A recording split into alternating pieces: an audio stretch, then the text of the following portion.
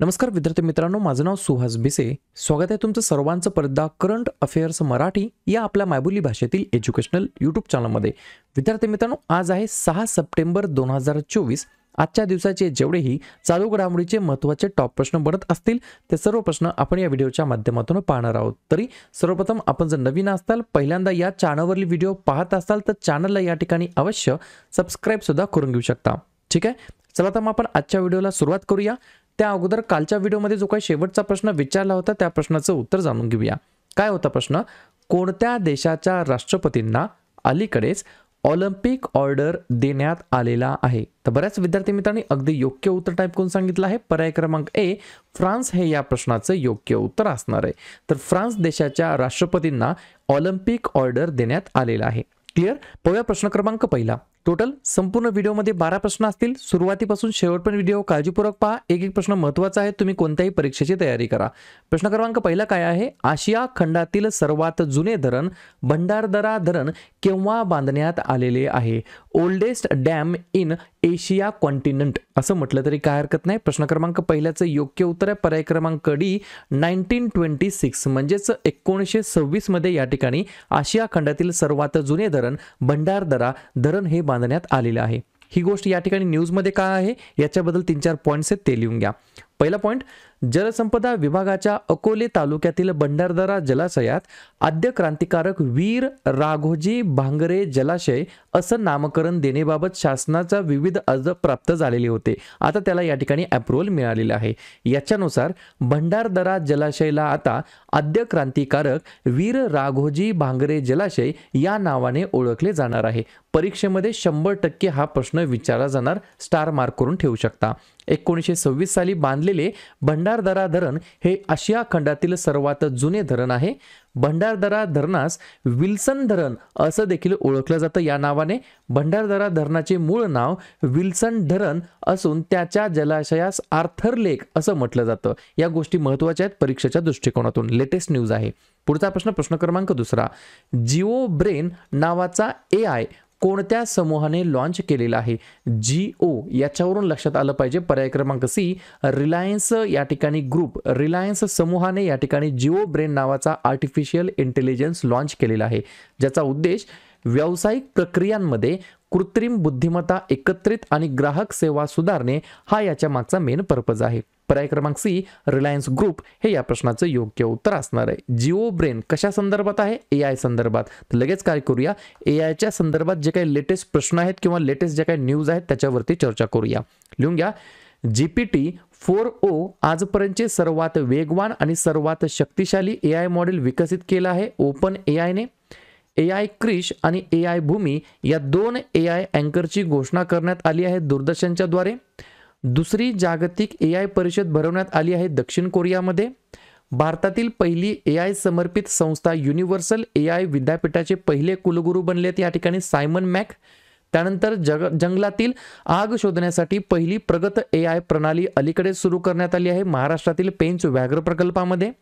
Generative AI इनोव्हेशन्समध्ये आपल्या प्यारा भारताचा 5वा क्रमांक आहे.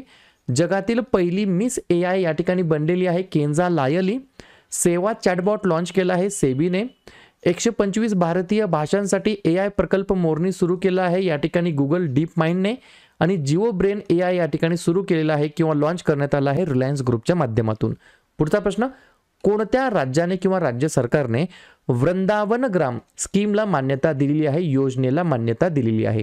3 नंबरच्या प्रश्नाचं योग्य उत्तर आहे पर्याय क्रमांक बी, मध्य प्रदेश हे या प्रश्नाचं योग्य उत्तर असणार आहे. क्लिअर? तर मध्य प्रदेश राज्य सरकारने वृंदावन ग्राम योजनेला मान्यता दिली आहे, ज्याच्या अंतर्गत गोशाळा आणि गावकऱ्यांना लाभ देणाऱ्या इतर योजनांची स्थापना केली जाणार आहे या वृंदावन ग्राम योजनेच्या अंतर्गत. पर्याय क्रमांक बी, मध्य प्रदेश हे या प्रश्नाचं योग्य उत्तर असणार आहे. मध्य प्रदेश ज्या राज्याची स्थापना 1 नोव्हेंबर 1956 ला झाली. मुख्यमंत्री आहेत नवीन मोहन यादव, राज्यपाल आहेत मंगूबाई छगनभाई पटेल आणि राजधानी आहे भोपाळ. या ठिकाणी 8 महत्त्वाचे राष्ट्रीय उद्यान आहेत: बंधवगड, कान्हा, पेंच, संजय, सातपुरा, पन्ना, वनविहार आणि कुनो. आणि 4 महत्त्वाचे धरण आहेत: गांधीसागर, बनसागर, बारगी आणि बारणा. पुढचा प्रश्न, विष्णू युद्ध अभ्यास किंवा व्हायरस युद्ध व्यायाम ही व्यापक राष्ट्रीय मॉक ड्रिल कोठे आयोजित करण्यात आलेली होती? चौथ्या नंबरच्या प्रश्नाचं योग्य उत्तर आहे पर्याय क्रमांक ए राजस्थान हे या प्रश्नाचं योग्य उत्तर असणार आहे. 27 ते 31 ऑगस्ट 2024 या कालावधीमध्ये विष्णू युद्ध अभ्यास ही व्यापक राष्ट्रीय मॉक ड्रिल या ठिकाणी आयोजित करण्यात आली होती. एक पॉइंट लिहून घ्या.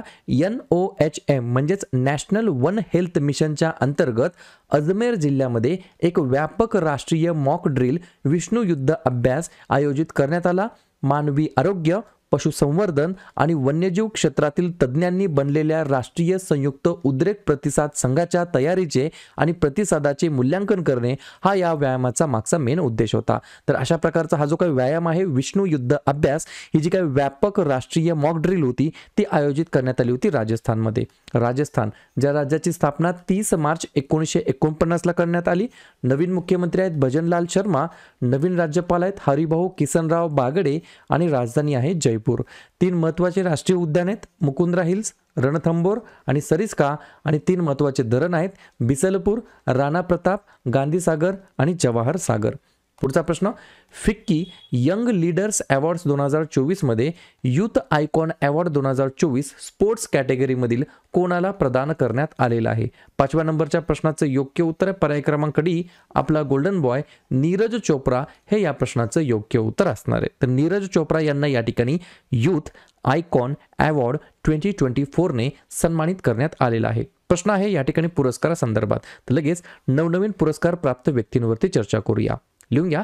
टाटा साहित्य जीवनगौरव पुरस्कार 2023 CS लक्ष्मी यांना, प्रथम ब्रह्म साहित्य पुरस्कार 2024 जयमोहन यांना, national Jio science award life time achievement 2023 Dheeraj Mohan Banerjee यांना, रॅमन मॅक्सेसे पुरस्कार 2024 हयायो मियाझाकी यांना, पहिला विज्ञान रत्न पुरस्कार गोविंदराजन पद्मनाभन यांना, 2024 मधील पहिला ब्रह्म साहित्य पुरस्कार B जयमोहन यांना, 2024चा ज्ञान सम्राज्ञी लता मंगेशकर पुरस्कार अनुराधा पौडवाल यांना, संगीता कला विभूषण जीवनगौरव पुरस्कार 2024 शेषमपट्टी श्रीटी शिवलिंगम यांना आणि यूथ आयकॉन अवॉर्ड 2024 स्पोर्ट्स कॅटेगरीमधील नीरज चोप्रा यांना प्रदान करण्यात आलेला आहे. पुढचा प्रश्न 2024 मध्ये जर्मनीतील हॅनोव्हर शहरामध्ये झालेल्या जागतिक स्पर्धेमध्ये 3 गोल्ड मेडल जिंकणारा 3 सुवर्ण पदक जिंकणारा धनुष श्रीकांत हा खेळाडू कोणत्या खेळाशी संबंधित आहे? तर पर्याय क्रमांक सी नेमबाजी हे या प्रश्नाचं योग्य उत्तर असणार आहे. लक्षात घ्या नेमबाजी या खेळाशी संबंधित आहे. लगेच काय करूया सध्याचे जे काही पॅरिस पॅरा ऑलिम्पिक चालू आहे फ्रान्समध्ये त्याच्यातील आतापर्यंत जेव्हा मी व्हिडिओ रेकॉर्ड केला आहे भारताने तब्बल 24 पदके जिंकली आहेत.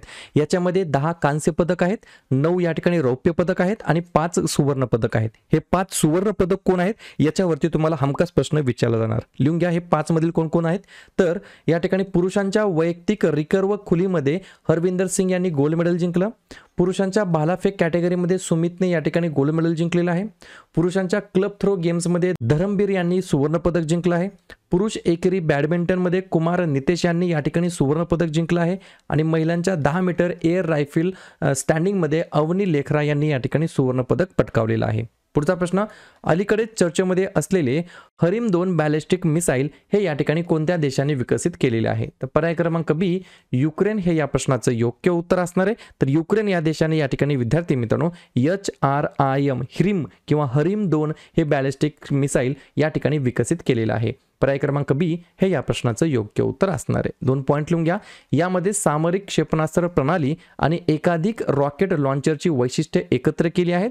आंतरराष्ट्रीय नियमांचे पालन करण्यासाठी हरिम 2ची निर्यात आवृत्ती 280 किलोमीटर पर्यंत मर्यादित ठेवण्यात आलेली आहे. युक्रेनने विकसित केलं आहे. कोणत्या कॉन्टिनेंटमध्ये हा देश येतो? तर युरोपमध्ये. अध्यक्ष आहेत व्होलोडिमीर झेलेन्स्की, पंतप्रधान आहेत डेनिस शमिहल, राजधानी आहे कीव आणि चलन वापरलं जातं युक्रेनियन रिन्विया. पुढचा प्रश्न पहिली जॉईंट कमांडर्स परिषद कोठे आयोजित केली जाणार आहे? पर्याय क्रमांक ए उत्तर प्रदेश हे या प्रश्नाचं योग्य उत्तर असणार आहे. उत्तर प्रदेशमध्ये पर्टिक्युलरली कोठे असं विचारलं तर लखनौ या शहराच्या अंतर्गत फर्स्ट जॉईंट कमांडर परिषद या ठिकाणी आयोजित करण्यात येणार आहे. प्रश्न आहे परिषदेबद्दल. तर लगेच नवनवीन परिषदा कोठे कोठे या ठिकाणी आयोजित करण्यात आल्या त्याच्यावरती चर्चा करूया. लिहून घ्या. जागतिक शिक्षण शिखर परिषद 2024 दुबई, क्वाड समिट 2024 भारत, 32वी आंतरराष्ट्रीय कृषी अर्थतज्ञांची परिषद दिल्ली, राज्यपालांची 52वी परिषद दिल्ली, 4थी राष्ट्रीय हिंदी विज्ञान काँग्रेस 2024 ची परिषद भोपाळमध्ये, 14वा भारत व्हिएतनाम संरक्षण धोरण संवाद या ठिकाणी झाला दिल्लीमध्ये, ग्लोबल साऊथ समिटची 3री आवृत्ती भारतामध्ये, 98 क्रमांकाचं अखिल भारतीय मराठी साहित्य संमेलन दिल्लीमध्ये, 27व्या क्रमांकाचं राष्ट्रीय परिषद ई गव्हर्नन्स परिषद झाली 2024 ची कुठे झाली तर दिल्लीमध्ये, आणि पहिली जॉईंट कमांडर्स परिषद लखनौ उत्तर प्रदेश या ठिकाणी. पुढचा प्रश्न, कोणत्या राज्याच्या मुख्यमंत्र्यांनी 3 सप्टेंबर रोजी 3 दिवसीय सशस्त्र सेना महोत्सवाचे उद्घाटन केलेले आहे? तर याही ठिकाणी योग्य उत्तर आहे पर्याय क्रमांक डी, उत्तर प्रदेश हे या प्रश्नाचं योग्य उत्तर असणार आहे. 3 दिवसीय सशस्त्र सेना महोत्सवाचे आयोजन करण्यात आलं होतं.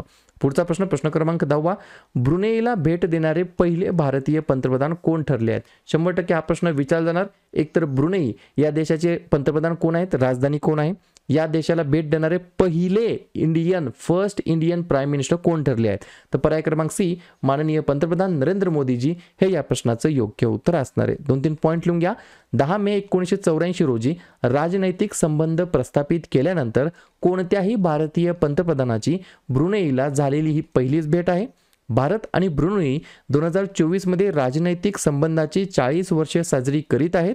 पंतप्रधान या ठिकाणी ब्रुनेईचे आहेत हसनल बोलकिया आणि राजधानी आहे बंदर सेरी बेगवान. क्लिअर झाल्या गोष्टी. पुढचा प्रश्न, भारत आणि केनियाची टिंबटिंब क्रमांकाची संयुक्त संरक्षण सहकार्य समितीची बैठक झालेली आहे. 11व्या नंबरच्या प्रश्नाचं योग्य उत्तर आहे पर्याय क्रमांक बी, 3ऱ्या क्रमांकाची 3rd नंबरची भारत केनियाची या ठिकाणी संयुक्त संरक्षण सहकार्य समितीची बैठक या ठिकाणी पार झालेली आहे. 2 पॉईंट लिहून घ्या. भारत आणि केनियामध्ये 3री ही संयुक्त संरक्षण सहकार्य समितीची बैठक होती. संयुक्त संरक्षण सहकार्य समितीच्या 3ऱ्या बैठकीमध्ये भारत आणि केनियाने संरक्षण सहकार्याच्या विविध पैलूंवरती चर्चा केली आहे. केनियाच्या शिष्टमंडळाने नवी दिल्लीमध्ये भारतीय संरक्षण उद्योगाच्या प्रतिनिधींची भेट देखील या ठिकाणी घेतलेली आहे. शेवटचा प्रश्न, इंडियन इन्स्टिट्यूट ऑफ टेक्नॉलॉजी म्हणजेच IIT दिल्लीने आपले नवीन कॅम्पस कोणत्या देशामध्ये नुकतेच उघडलेले आहे? तर पर्याय क्रमांक ए, अबुधाबी UAE हे या प्रश्नाचं योग्य उत्तर असणार आहे. तर UAE मध्ये IIT दिल्लीने नवीन कॅम्पस ओपन केलेला आहे. क्लिअर. तर अशा प्रकारे विद्यार्थी मित्रांनो हे होते आजचे 12 प्रश्न. उपक्रम कंटेंट हा जो काही प्रयत्न आम्ही सुरू केला आहे मराठी भाषेमध्ये कसा वाटतो अवश्य कमेंट करत चला. आणि तुमच्यासाठीचा आजचा खास प्रश्न, अलीकडेच वरुण सरावाच्या 22व्या आवृत्तीमध्ये भारतीय नौदल कोणत्या देशासोबत सहभागी होत आहे? जपान, जर्मनी, ऑस्ट्रेलिया की फ्रान्स? तर ज्या पण विद्यार्थ्यांनी या प्रश्नाचं योग्य उत्तर येत असेल त्या प्रश्नाचं उत्तर तुम्ही कमेंट बॉक्समध्ये टाईप करण्याचा प्रयत्न करा. प्रश्नाचं उत्तर चुकू द्या, बरोबर येऊ द्या, काहीच हरकत नाही, परंतु ट्राय करणं, प्रयत्न करणं हे सर्वात जास्त महत्त्वाचं आहे. आणि दुसऱ्या दिवशी येऊन आपण दिलेल्या प्रश्नाचं उत्तर हे बरोबर आले की चुकलं, दुसऱ्या दिवशी येऊन चेक करणं, तपासणं हे देखील तितकंच जास्त महत्त्वाचं सुद्धा असणार आहे. तर लगेच काय करूया आपण, सप्टेंबर महिन्यातील जेवढेही महत्त्वाचे दिवस आहेत त्याच्यावरती आपण एकदा रिव्हिजन करूया. लिहून घ्या. 1 सप्टेंबर ते 7 सप्टेंबर पहिला आठवडा आहे राष्ट्रीय पोषण आठवडा म्हणून. त्यानंतर 2 सप्टेंबर जागतिक नारळ दिवस, 4 सप्टेंबर राष्ट्रीय वन्यजीव दिवस, 5 सप्टेंबर शिक्षक दिवस, 8 सप्टेंबर आंतरराष्ट्रीय साक्षरता दिवस, 10 सप्टेंबर जागतिक प्रथमोपचार दिवस आणि जागतिक आत्महत्या प्रतिबंध दिवस, 11 सप्टेंबर राष्ट्रीय वन शहीद दिवस, 14 सप्टेंबर हिंदी दिवस, 15 सप्टेंबर अभियंता दिवस आणि आंतरराष्ट्रीय लोकशाही दिवस, 16 सप्टेंबर जागतिक ओझोन दिवस, 18 सप्टेंबर जागतिक बांबू दिवस, 21 सप्टेंबर आंतरराष्ट्रीय शांतता दिवस आणि जागतिक अल्झायमर दिवस, 22 सप्टेंबर जागतिक गेंडा दिवस आणि सप्टेंबर महिन्यातील 4थ्या रविवारी असतो जागतिक नदी दिवस, 26 सप्टेंबर जागतिक पर्यावरण आरोग्य दिवस आणि जागतिक सागरी दिवस, 27 सप्टेंबर जागतिक पर्यटन दिवस, 28 सप्टेंबर जागतिक रेबीज दिवस आणि 29 सप्टेंबर जागतिक हृदय दिवस. क्लिअर.